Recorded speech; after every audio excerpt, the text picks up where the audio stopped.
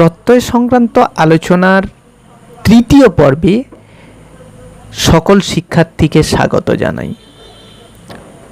আজ আমরা যে বিষয়টি নিয়ে আলোচনা করব প্রত্যয় সম্পর্কে শুরু হলেও ডিটেলসে প্রত্যয়ের প্রবেশের পূর্বে বেশ কিছু গুরুত্বপূর্ণ পরিভাষা সম্পর্কে জানা আবশ্যক। তাই আজ আমরা সেই পরিভাষাগুলির সম্পর্কে পরিচিত হব যেগুলি প্রত্যয় নির্ণয়ে আমাদের প্রায়ই ব্যবহৃত হবে। বাংলা ভাষার প্রায় 44% শব্দ সরাসরি সংস্কৃত থেকে বাংলায় এসেছে। আর যেহেতু শব্দ সৃষ্টির প্রধান মাধ্যম হলো প্রত্যয়, তাই ব্যুৎপত্তি বা প্রত্যয় নির্ণয় করতে সংস্কৃত রীতির অনুসরণ করতেই হবে। সেজন্য আমাদের জানা দরকার কিছু পরিভাষা। প্রথম যে পরিভাষাটির কথা বলবো তার নাম হচ্ছে উপধা। শব্দ বা ধাতু প্রকৃতির অন্তবর্ণের পূর্ববর্ণের নাম উপাধা। অন্ত কথার হচ্ছে শেষ, শেষ বর্ণটির আগের বর্ণটিকে বলবো উপধা। মনে রাখতে হবে এক্ষেত্রে কিন্তু শব্দটিকে আগে বর্ণ বিশ্লেষণ করে নিতে হবে, তাহলে যে যে বর্ণগুলি পাবো তার শেষ বর্ণের আগের বর্ণটিকে বলা হবে উপধা। যেমন আমি তোমাদের ভেঙে দেখিয়েছি, দেখো গম একটা ধাতু, শব্দ বা ধাতু যে কেউ হতে পারে। তো গম একটা ধাতু, সেখানে গমকে ভাঙলে গয় হসন্ত অ যুক্ত ময় হসন্ত করে পাচ্ছি, তাহলে ম হচ্ছে অন্তবর্ণ, তার পূর্ববর্ণ হচ্ছে অ, তাহলে এটি হচ্ছে উপধা। ঠিক তেমনি দৃশ ধাতুর উপধা হচ্ছে কি রি, কারণ দয়ের সঙ্গে রি যুক্ত ছিল। এর পরবর্তীতে আসছি আদেশ। প্রকৃতির সঙ্গে প্রত্যয় যুক্ত হওয়ার ফলে কখনো কখনো প্রকৃতির মধ্যে যে পরিবর্তন লক্ষ্য করা যায় তাকে আদেশ বলে। যেমন হন ধাতুর সঙ্গে ঘং প্রত্যয় করে হয়েছে ঘাত, তাহলে ছিল হন হয়ে গেল ঘাত। এই যে পরিবর্তন, এই পরিবর্তনটাকে বলবো আদেশ। এটাও কিভাবে এসছে পরবর্তীকালে আমরা সেটাও জানতে পারবো।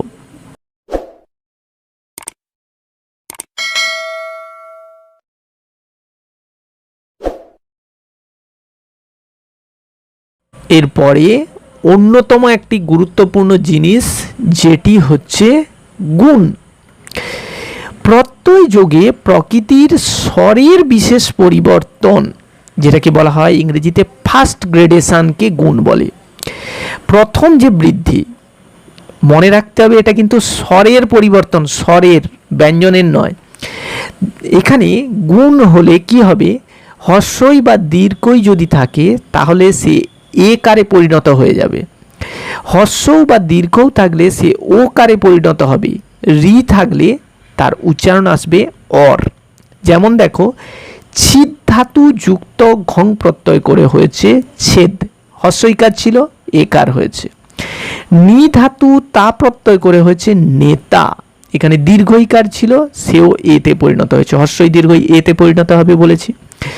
হ্রস্বও দীর্ঘ যেটি রয়েছে সেটি ও কারে পরিণত হবে, শ্রু ধাতু অন করে হয়েছে শ্রবণ, এখানে ও কারের উল্লেখ নেই কারণ ও কারটি আমাদের উচ্চারণে লোপ পেয়েছে। পু ধাতু অন যেটি পরবর্তীকালে পরিণত হয়েছে পোতে, এই জন্য পো ধাতু অন করে হয়েছে পবন।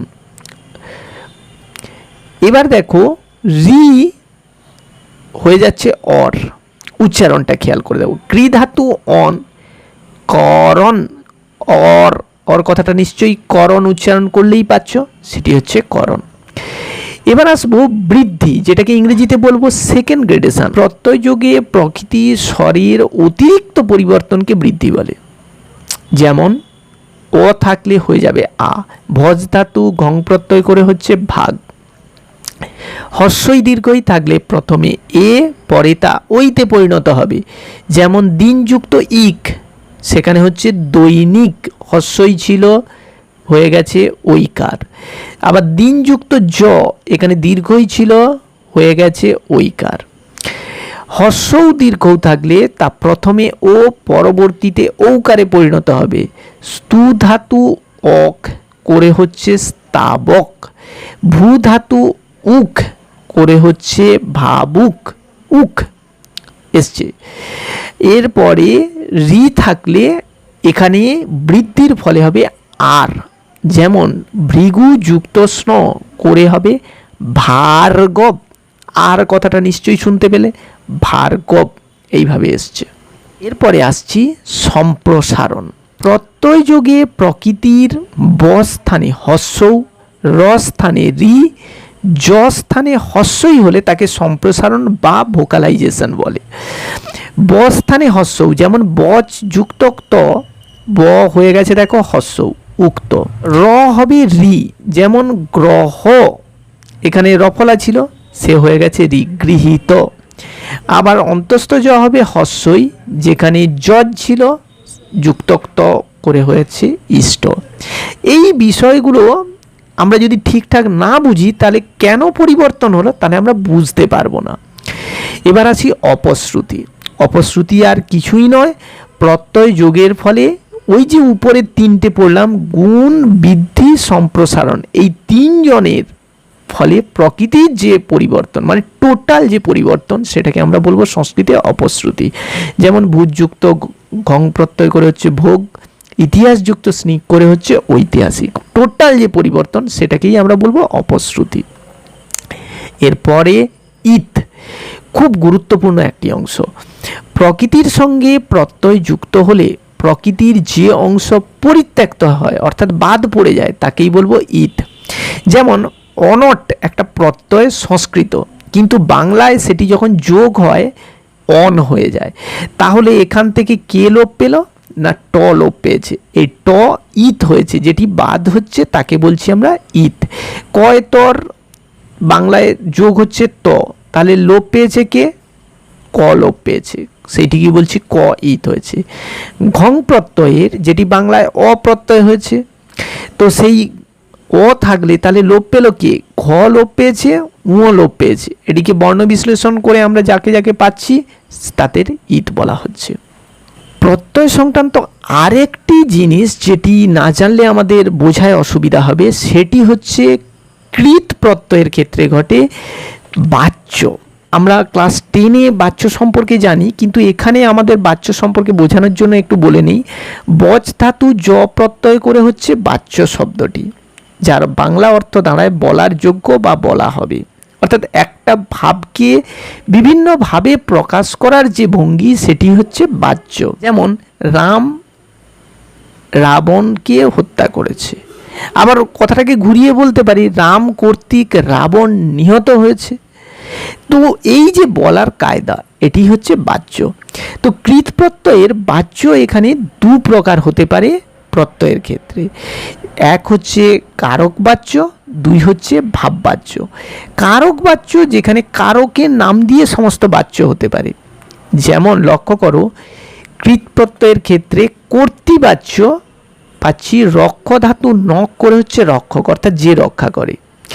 আবার অন্যদিকে কর্মবাচ্যে পাচ্ছি স্মৃ ধাতু তব্য স্মর্তব্য, এখানে যাকে স্মরণ করা হয় সেটি হচ্ছে স্মর্তব্য। আবার করণ বাচ্য নিধাতু অনট নয়ন, অর্থাৎ যার দ্বারা আমরা দেখি, তাহলে দ্বারা দিয়া করণ। আবার সম্প্রদান বাচ্য দা ধাতু অনীয় দানীয়, অর্থাৎ দান করার যোগ্য। আবার অপাদান বাচ্য হয় প্রপূর্বক ভূ ধাতু অপ করে হচ্ছে প্রভব, অর্থাৎ যা থেকে উৎপন্ন, এই অর্থে অপাদান বাচ্যেও প্রত্যয় আসতে পারে। আবার অধিকরণ বাচ্যে অস ধাতু অনট করে হয় আসন, অর্থাৎ যেখানে বা যাতে বসা হয়। অর্থাৎ প্রত্যয় দিয়ে বাচ্যের সমস্ত অর্থই কিন্তু প্রকাশিত হতে পারে, সেই জন্য প্রত্যয়ের কারক বাচ্য শব্দগুলি ব্যবহৃত হতেই পারে। দ্বিতীয় হচ্ছে ভাববাচ্যও বোঝা যায়। ভাববাচ্য ধাতু ও কৃদন্ত পদের অর্থ সমার্থক হলে ভাববাচ্যের প্রত্যয় হয়। বিষয়টা উদাহরণ দেখলেই বুঝতে পারবে। গম যুক্ত অনট করে গমন, এখানে গম ধাতুর অর্থ হচ্ছে যাওয়া আর গমন শব্দের অর্থ যাওয়া। তাহলে আমি কি বলেছি, ধাতু এবং কৃদন্ত পদ, ধাতুটা ছিল গম, কৃদন্ত পদ হচ্ছে গমন, দুজনের অর্থ সমার্থক, তখন এটাকে বলবো ভাববাচ্যের প্রত্যয়। তাহলে কৃৎ প্রত্যয়ের বাচ্য দুই প্রকার, কারক বাচ্য এবং ভাববাচ্য, বিষয়টি আমরা বুঝে নিলাম।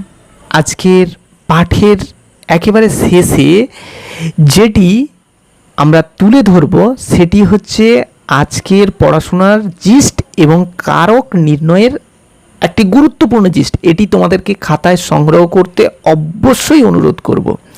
দেখো লিখেছি, ছকে প্রত্যয়যোগে প্রকৃতির পরিবর্তন। শব্দের শুরুতে স্বরধ্বনির পরিবর্তন। এ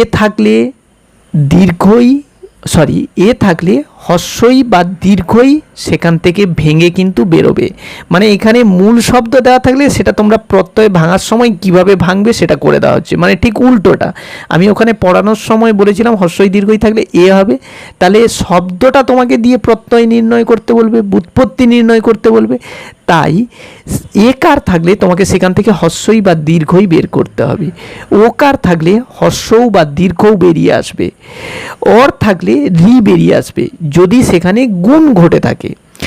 আবার সেকেন্ড গ্রেডেশন অর্থাৎ বৃদ্ধির ক্ষেত্রে যদি ওই থাকে সেখানে হস্যই বা দীর্ঘই বেরোবে, ও থাকলে হস্যও দীর্ঘও বেরোবে, আর থাকলে রি বেরোবে এবং আ থাকলে অ বেরোবে। এটি গেল স্বরধ্বনিজনিত পরিবর্তন। অন্যদিকে ধাতুর শেষে, ওটা শব্দের শুরুতে ছিল, এটা ধাতুর শেষে ব্যঞ্জন ধ্বনির পরিবর্তন। দেখো যদি ক থাকে তাহলে তুমি বুঝবে সেটি চ বা বর্গেজর রূপান্তর হয়ে ক হয়েছে। তাই নতুন শব্দে ক থাকলে তোমাকে সেখান থেকে চ বা বর্গেজ বের করতে হবে। খ থাকলে ছ বেরিয়ে আসবে, গ থাকলে বর্গীয় জ, দ থাকলে ধ এবং ব থাকলে হস্যও বেরিয়ে আসবে। আর ধাতুর প্রথমে থাকলে হস্যটা বয়ে পরিণত হবে। বিশেষ দ্রষ্টব্য দিয়ে বলে দেওয়া হচ্ছে, ধাতুর দ্বিতীয় বর্ণে রেপ বা র থাকলে পূর্বের বর্ণের সাথে রিকার হবে। আমি শেষে আবারও মনে করিয়ে দিচ্ছি, এটি আমরা কোনো শব্দের ব্যুৎপত্তি নির্ণয়ের সময় পড়ব, কিন্তু আমরা আগে জোড়াটা শিখি, তারপরে তো ভাঙা শিখব। জোড়া শিখব পরের ক্লাস থেকে, যেখানে কৃৎ প্রত্যয় এবং তদ্ধিত প্রত্যয়ের বিস্তারিত আলোচনা হবে। আজ এই পর্যন্তই। শেষের ছকটি সবাইকে ভালো করে সংগ্রহ করে প্রস্তুত হতে বলবো। ধন্যবাদ।